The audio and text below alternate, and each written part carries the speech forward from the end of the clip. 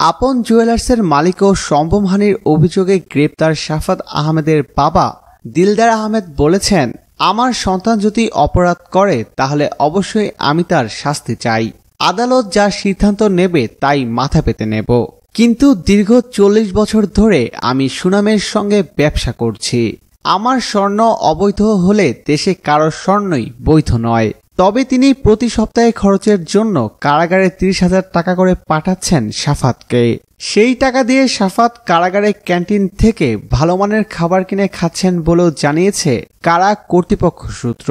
এর আগে মঙ্গলবার দুপুর 12:10 কাকরাইল শুল্ক গোয়েন্দা ও তদন্ত অধিদপ্তরে তাদের জিজ্ঞাসাবাদ শুরুর আগে গণমাধ্যমে দিলদার আহমেদ এসব কথা বলেন। কাগজপত্র কেন দেখাতে পারছেন না এমন প্রশ্নে তিনি বলেন, দীর্ঘ 40 বছরের ব্যবসা, সব কাগজপত্র তো সংগ্রহ করে রাখতে পারিনি।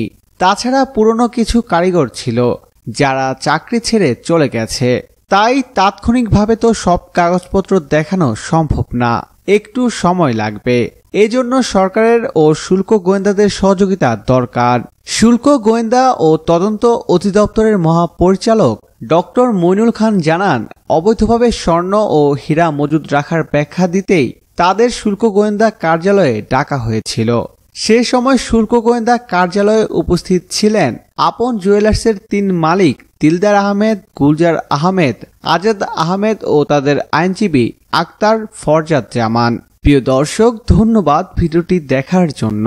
নিত্য নতুন এক্সক্লুসিভ সব খবর পেতে এখনই সাবস্ক্রাইব করুন এইচডি ওয়েবসে।